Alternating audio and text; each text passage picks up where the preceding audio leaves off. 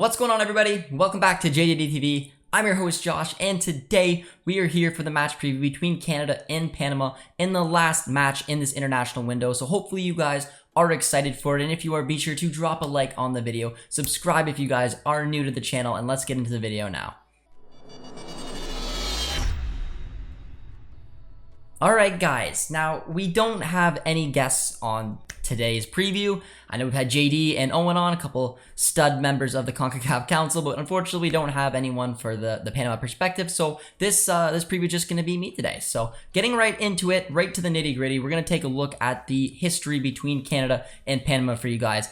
They played in their last 4 games. Canada has won 1, they drew 2, and they lost 1. So a very even record. However, the last match played between Canada and Panama wasn't back until 2013. So I don't know how much you want to take from that. It was a 0-0 draw. And yeah, a long time, many years later, and they're about to go back at it again. And the stakes have never been higher. Taking a look at the recent form, which is the 5 matches the teams have played in the CONCACAF qualifying so far, Panama sits in 3rd place and I think have been really the surprise package so far. They have 2 wins, 2 draws, 1 loss, 8 points, while Canada has 1 win, 4 draws, 0 losses so far, with 7 sitting in the 3rd and 4th spot. So this match could matter a lot. If one of the 2 teams can win it, it means they could go potentially as high as 2nd, if not probably guaranteed, well, definitely guaranteed at least a 3rd spot after this window closes. So a lot's on stake, and we need to basically get into the Canadian side of things because there's a lot of worry, and I want to make sure everyone kind of just takes a little bit of a deep breath, because the #1 rule when qualifying for the World Cup in the CONCACAF is win your home matches, steal points on the road. Now, we've won 1 of the 2 home matches we had. I know we had a disappointing draw against Honduras, but we won against El Salvador, and then we went on the road and picked up a point in every single match. So now it's business as usual. I mean, I know the Honduras one was a bummer, but taking points from the Azteca in the US and even Jamaica, it's still impressive. I know the Jamaica performance was something, annoying, but going back home now against Panama, you have the opportunity to, again, get another 5-point window, put us on 10 points. And I think at the beginning, at least I said it, I'd be happy with another 5-point window. It would put us in 10th and on 10 points, and more than likely, like I said, put us at least 3rd, if not 2nd place. So I'm completely fine with that.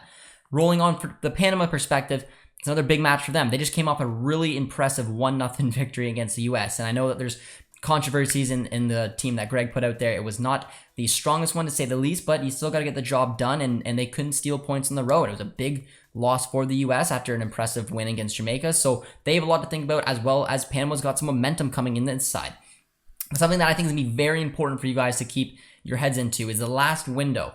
Now, some of the bigger nations, I mean, I'm looking at us, US and Mexico, have better depth. And when it came to that 3rd match against an El Salvador side who has done very well in this qualifying so far, we took it to them. They had tired legs. Now, I think Panama's in a little bit of better position than El Salvador is, but however, the depth just still isn't quite there for Panama as much as it is for Canada. So that's a huge advantage for the Canadians going back home, going to BMO, hopefully fresher legs, more depth, having that rotation. They should be able to take the game to it.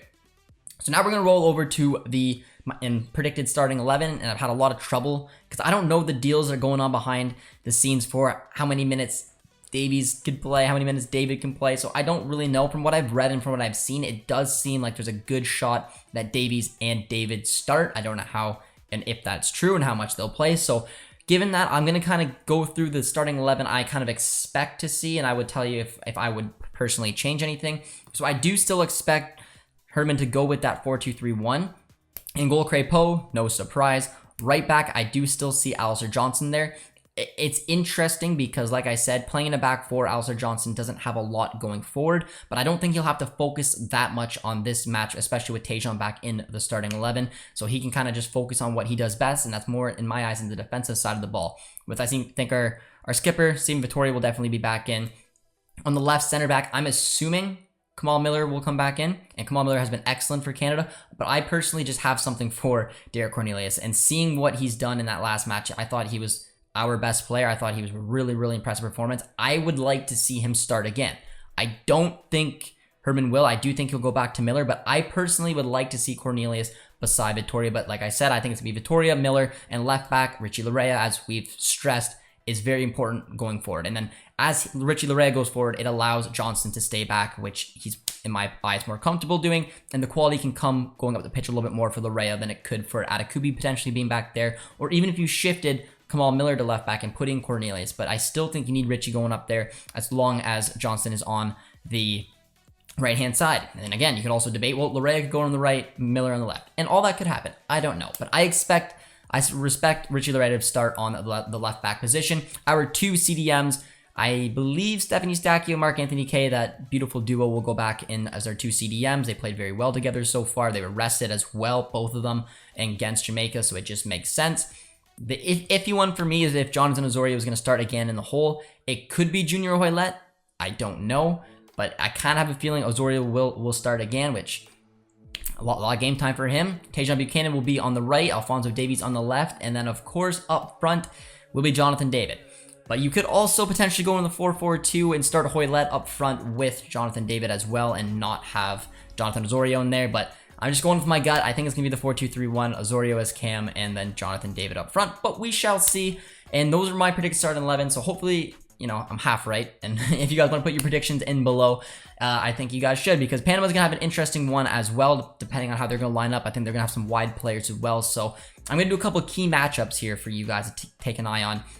And I'm going to start with the right-hand side for Panama, and that's going to be Alberto Quintero. And I think he's a very fast, very talented player that's going to cause a real threat, especially on the counter for Panama.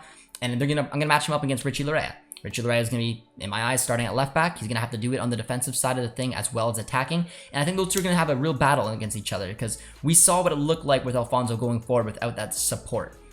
Without that attacking flair, that's overlapping runs. It just wasn't there in Adekubi's game, but it should be there in Richie's, and he's going to have to, again, get forward with Alphonso Davies, but also track back and be sure to put a shift in defensively as well, which is why I think that could be a very key matchup as well. The other key matchup I'm going to have is the center back for Panama, Harold Cummings, who's had a really, really strong, I mean, honestly, really strong showing since Gold Cup for Panama, and I'm going to match him up with Jonathan David. I'm going to match him up with Jonathan David because, like I said, I think Cummings has been one of the best defenders on the Panama side. Panama's had a really solid defense, something that they're really known for through these World Cup qualifiers and proving it, especially taking on the States and winning. So we got a job, and it's got to break them down and score a goal. And if you're looking at someone who's got to get it done, it's Jonathan David. And I know we've talked about his incredible goal-scoring record for the Canadian men's national team, but it hasn't quite been there of recent times. And it's kind of about time. If he starts and he gets minutes, he needs to put something in the back of the net. He absolutely does. And we're expecting him to. He's had a great start to the season with Lille. He needs to translate that over now and just put that extra little shift in. So that'll be a little key matchup there, because if hopefully Jonathan David gets on the score sheet, he's going to be important, and getting by Cummings is going to be a very important task for him to do. So let me know, guys, what you guys think below. If you guys agree with my starting 11, if you agree with my key matchups, anything else that you guys want to add, let's get a nice little conversation in the comments. And also give me your guys' predictions, because I'm going to do mine right now. Going back to Toronto, going to BMO Field, knowing that it's not a must win, but if we want to show that we're here to compete, we took a point from Mexico, took a point from the US, we need to take care of business at home. 10 points from the opening two windows, I'm completely fine with. If it's 8 or less, it's just not ideal. It's not. This isn't a must win, but it's a very important step for Canada to make, and another statement to show that they're here to compete. So I'm gonna think that they're gonna do it. I think it's gonna be tough. I'm gonna say 2-0 for Canada. I know that Panama's gonna be putting a defensive shift in. They're gonna be hard to break down, but I'm hoping with those tired legs, hopefully with the quality of Alfonso and a very rejuvenated Tajon Buchanan, we'll be able to find some strength down the wings, which we know we're good at, and hopefully Jonathan David or someone in the middle can put some of these chances away. We break them down, we win 2-0, and we're right back where we want to be, guys, for World Cup qualifying. So be sure to let me know your guys' prediction as well. Add anything you guys want in the comments. And if you guys are new to the channel, be sure to drop a like on the video. Subscribe if you guys are new. Join us for the watch along we will be doing. And then, of course, for after it for the 5 takeaways. A couple of really fun Canadian men's national team content coming up for you guys. And hopefully we'll guys see you guys in the watch along. Take care, friends, and enjoy.